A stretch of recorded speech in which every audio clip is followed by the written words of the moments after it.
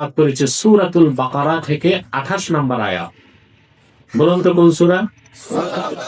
আয়াত নম্বর। প্রশ্ন হলো কেন এই আয়াতটাকে বেছে নিলাম কেন? আমি গভীরভাবে লক্ষ্য করে দেখেছি বাংলাদেশের ব্যক্তি জীবন, সমাজ জীবন, রাষ্ট্র জীবনে পচন ধরেছে। ব্যানারবাজির সংখ্যা বেড়ে যাচ্ছে, আনুপাতিক হারে সুদখোর ঘুষখোরের সংখ্যা বেড়ে যাচ্ছে, জেনাবে বিচার, সহিংসতা, সন্ত্রাস, লুটপাট, খাদ্যে ভেজাল, হানাহানি, খুনরেজি আনুপাতিক হারে বেড়ে চলছে। সরকার আসে, সরকার যায়, সনদ হয়, সংবিধান হয়, সংস্কার হয়, সবকিছু হয়, সেট আপ চেঞ্জ হয়, সিস্টেমের কোনো পরিবর্তন নাই, মানুষের কোনো পরিবর্তন নাই, মানুষের মধ্যে গুণগত মানের উন্নয়ন নেই। রাষ্ট্রের প্রতিটি পরতে পরতে, সমাজের প্রতিটি রন্ধ্রে রন্ধ্রে অপরাধ, গুনাহ, পাপ, অন্যায়, অত্যাচার বেড়েই চলছে। তার মূলভূত কারণ কি? এই স্টেজ ক্লোজ করে দাও, উঠানামা বন্ধ। তার মূলভূত কারণ কি? গভীরভাবে লক্ষ্য করে দেখলাম সকল গুনাহ মানুষ করে ভোগবাদের কারণে। কিসের কারণ? ভোগবাদ। মানুষের মধ্যে যখন ভোগবাদ বেড়ে উঠে, ভোগের প্রতি আকর্ষণ বাড়ে, তখন আখিরাতের দিক থেকে তার দৃষ্টিভঙ্গি সরে যায়।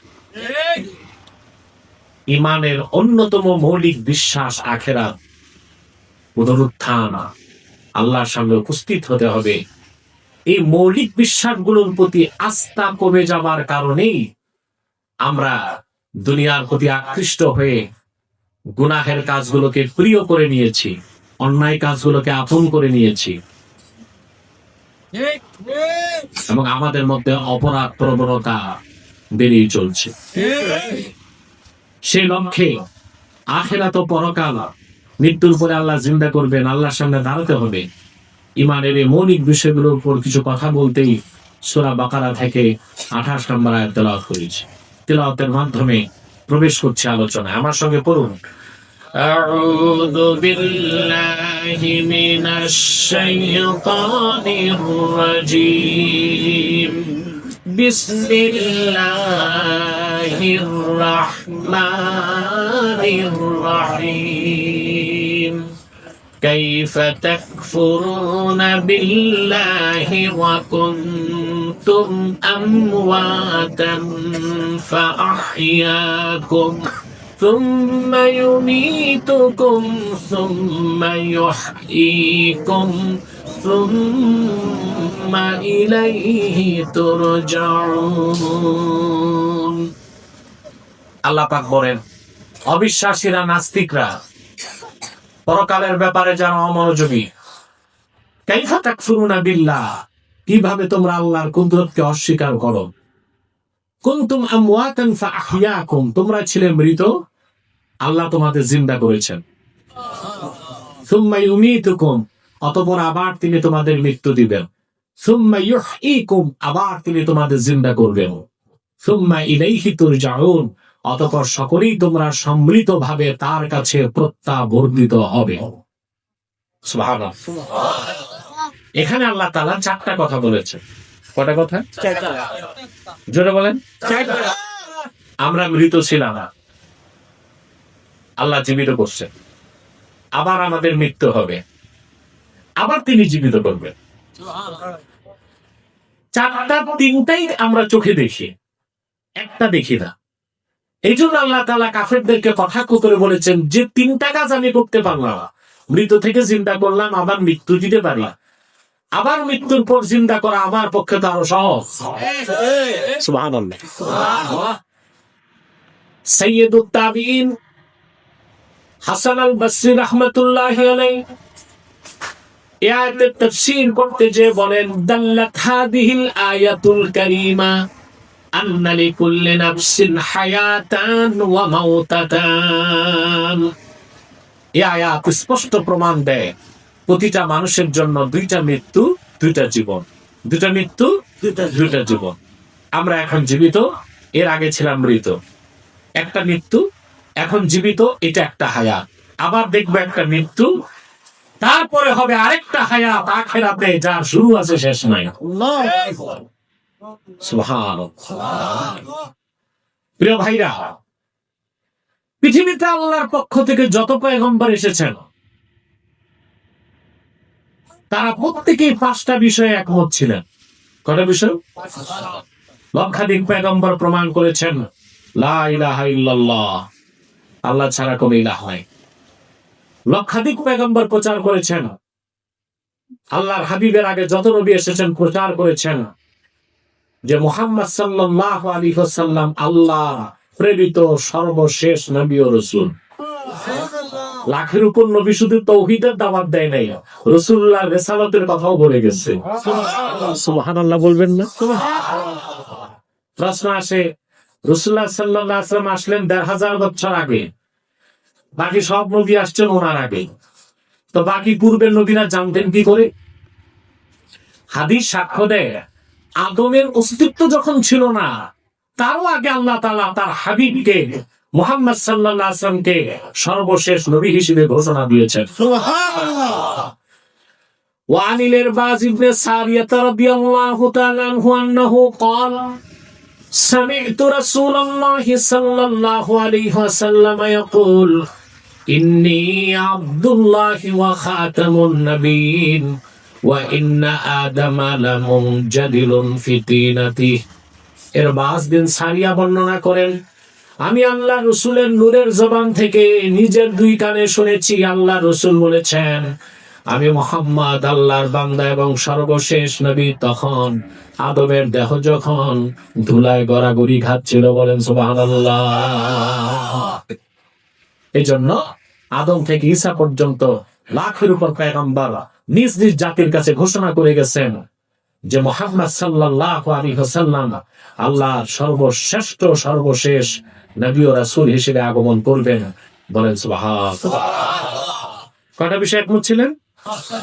প্রথম হচ্ছে আকীদাতুল ওয়াহদানিয়া, দ্বিতীয়টা হচ্ছে আকীদাতুর রিসালা ওয়া খাতমিন নবুওয়া, মুহাম্মদ সাল্লাল্লাহু আলাইহি ওয়াসাল্লামের রিসালাতের কথা, ওনাকে প্রেরণ করে নবুয়তের রিসালাতের দরজা আল্লাহ বন্ধ করে দিবেন সেই কথা শুধু কোরআন বলে নাই, শুধু হাদিস বলে না, লাখের উপর নবী প্রচার করে গেছেন। বলে সুবহানাল্লাহ। তৃতীয় যে বিষয়ে লক্ষাধিক পয়গম্বর একমত ছিলেন, প্রচার করেছেন নিজ নিজ কওমের কাছে, তা হচ্ছে ইবাদত, দাসত্ব, গোলামি হবে একমাত্র আল্লাহর। চতুর্থ যে বিষয়ে সমস্ত নবী রাসূলগণ প্রচার করে গিয়েছেন তা হচ্ছে সালাত, নামাজ। আল্লাহর পক্ষ থেকে এমন একজন পয়গম্বর আসেন নাই যিনি নিজে নামাজ পড়েন নাই, নামাজ পড়তে বলেন নাই। পঞ্চম যে বিষয়ে সমস্ত নবী রাসূলগণ প্রচার করে গিয়েছেন তা হচ্ছে আখিরাতের বিশ্বাস, পরকালের উপর ঈমান। সুবহানাল্লাহ। আজকে আমাদের আলোচ্য বিষয় কোনটা? সূরা বাকারা। পঞ্চমটা। কোনটা? আলোচনার ধারাটা বুঝেন না? আরে আলোচনার ধারা বুঝতেছেন? খেয়াল করতে হবে তো। খুব যারা বেশি বুঝে তারাও বুঝবেন না, একদম যারা বুঝে না তারাও বুঝবেন না, মোটামুটি আমার মতো বুঝ থাকলে বুঝবেন। খেয়াল করতেছেন? প্রিয় বন্ধুগণ, আমাদের আলোচ্য বিষয় কোনটা? পঞ্চমটা, আখিরাত, পরকাল। আল্লাহর পক্ষ থেকে যত নবী এসেছেন আখিরাতের কথা বলেছেন, পরকালে আল্লাহ জিন্দা করবেন, হিসাব নেবেন। কিন্তু আশ্চর্যের বিষয় প্রত্যেক পয়গম্বরের উম্মতের কাফেররাই আখিরাতকে বিশ্বাস করে নাই। আখিরাতের কথা শুনলে ওরা বলতে এইসব পাগলের কথা। আল্লাহ রাব্বুল আলামিন বলেন, নূহ আলাইহিস সালাম যখন আখিরাতের কথা বললেন, পরকালের কথা বললেন, কবর থেকে আবার আল্লাহ জিন্দা করবেন, এই কথাগুলো বললেন, তার জাতি তাকে মিথ্যা প্রতিপন্ন করে বলল, আইতা মিতনা ওয়া কুন্না তুরাবান ওয়া ইযামান আইন্না লামাবউসুন। আমরা মরে যাব, আমাদের হাড় হাড্ডি গোশত মাটির সাথে মিশে যাবে, তারপর আবার আমরা উঠবো, তাও কি বিশ্বাস করা যায়? নূহের মাথা খারাপ। নাউজুবিল্লাহ বলবেন না? আল্লাহ রাব্বুল আলামিন বলেন, আল্লাহ হাবিব সাল্লাল্লাহু আলাইহি ওয়াসাল্লাম যখন আখিরাতের কথা বললেন, মানব জাতির পুনরুত্থানের কথা বললেন, কাফেরেরাও সব আশ্চর্য হয়ে বলতে লাগলো, আইযা মিতনা ওয়া কুন্না তুরাবান ওয়া ইযামান আইন্না লামাবউসুন আওয়া আবাউনাল আউয়ালুন। মক্কার কাফেররা বলল, আমরা মরে যাব, মাটির সাথে মিশে যাব, গোশত হাড্ডি মাটির সাথে মিশে একাকার হয়ে যাবে, আবার আমরা উঠবো। শুধু আমরাই না, আমাদের বাপদাদারাও কবর থেকে উঠবে, তাও তো বিশ্বাস করা যায়? আল্লাহ ডাক দিয়ে বললেন, কুল ইন্নাল আউয়ালিনা ওয়াল আখিরিনা লামাজমুউনা ইলা মিকাতি ইয়াউমিন মা'লুম। হাবিব সাল্লাল্লাহু আলাইহি সাল্লাম, আপনি বলে দেন কাফেরদেরকে, শুধু তোমরাই না, আউয়ালিন আখিরিন, জগৎ সৃষ্টির শুরু থেকে কিয়ামত তক যত মানুষ এসেছে আর আসবে, সকলকে আল্লাহ তাআলা বিচারের দিন জমা করে দিবেন, এক জায়গায় দাঁড় করায় দিবেন। সুবহানাল্লাহ বলেন। একটা আশ্চর্য তথ্য দিচ্ছি আমি আপনাদেরকে। ভলান্টিয়ার কথা বলো না, আর ভলান্টিয়ারই লাগবে না, এখন বসে গেলেই হয়। কি বলেন আপনারা? আর স্বেচ্ছাসেবক লাগবে? স্বেচ্ছাসেবকরা কষ্ট করে ওয়াজ শুনতে পারে না, এই জন্য আমি বসার পর আমি স্বেচ্ছাসেবকদের বসাই দিই, ওরা ওয়াজ শুন। কি বলে? ঝামেলাটা হয় যেখানে বিরিয়ানির পোটলা থাকে, এলাকার যত ডুবি মানুষ সব মাহফিলে থাকে না, বিরিয়ানির ডেকের কাছে দাঁড়ায় থাকে, দেখেন না আপনারা? তারপর যখন তাবারুক বিতরণ হয়, লুটপাট শুরু হয়, কেউ নেয় 1 পোটলা, কেউ 2 পোটলা, কেউ 3 পোটলা। কিন্তু অবশ্যই মাহফিল গুলোতে তাবারুক বিতরণ একটা ভালো কাজ, এটা আমুত্তাম সওয়াবের কাজ, কিন্তু আমরা সওয়াবের চেয়ে গুনাহ বেশি কামাই করি। পোটলা একটা নেয় 2টা, ওটা চুরি হয় না? করো 3টা নিলে ডাকাতি, তো তাবারুক নিতে এসে চুরি ডাকাতি করো, এ তো সওয়াবের চেয়ে গুনাহ বেশি হয়। প্রিয় ভাইরা, মনোযোগ দিয়ে কথাগুলো শুনো। মক্কা কাফেররা, মক্কা মুকাররমায় যত কাফের ছিল, এর মধ্যে সবচেয়ে নিকৃষ্ট কাফের ছিল 25 জন। কজন? 25 জন। এদের নেতা ছিল আবু জাহেল। মানে 25 জন ছিল বুদ্ধিজীবী পর্যায়ের কাফের। কতজন? আল্লাহ রাব্বুল আলামিন বলেন, খাতামাল্লাহু আলা কুলুবিহিম ওয়া আলা সামইহিম ওয়া আলা আবসারিহিম গিশাওয়া। আল্লাহ তাআলা কাফেরদের অন্তর সমূহে ও কর্ণ সমূহে সিল মেরে দিয়েছেন, আর তাদের চোখের সামনে তুলে ধরেছেন পর্দা। আব্দুল্লাহ বিন আব্বাস রাদিয়াল্লাহু তাআলা আনহুমা থেকে তানওয়ীরুল মিকবাস মিন তাফসীর ইবনে আব্বাসে তাফসীর এসেছে, আল্লাহ তাআলা মক্কায় কুরাইশ কাফেরদের মধ্যে 25 জনের ব্যাপারে এই আয়াত খাসভাবে নাযিল করছেন। কতজন? 25 জন। বাকিদের জন্য হুকুমটা আম। বাকিদের জন্য হুকুমটা কি? আশ্চর্য হবেন, কোরআনের এজাজ এই 25 জনের একজনও মুসলমান হইতে পারে না, কারণ আল্লাহ খতম মেরে দিয়েছেন। তাদের একজনের যদি মুসলমান হতো, তাহলে আল্লাহর কথায় সন্দেহ আসতো। এই 25 জনের একজনও মুসলমান হইতে পারে না। এটা হচ্ছে এজাজে কোরআন। সুবহানাল্লাহ। সবচেয়ে আশ্চর্য হবেন, এই 25 জন কাফেরের প্রত্যেক কাফেরই বিশ্বাস করতো আল্লাহ আছে। আশ্চর্য হইলেন? আবু জেহেলকে নাম শুনছেন? কথা বলেন, ওর জন্য ঘৃণা লাগে না?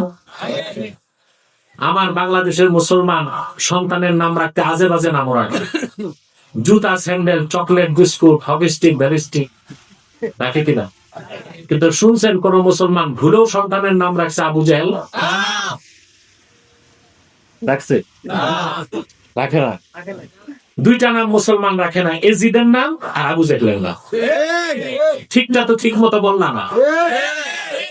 এই 2টা নাম মুসলমান। সে আবু জেহেলও বিশ্বাস করতে একজন স্রষ্টা আছে যার নাম আল্লাহ। বাকি কাফের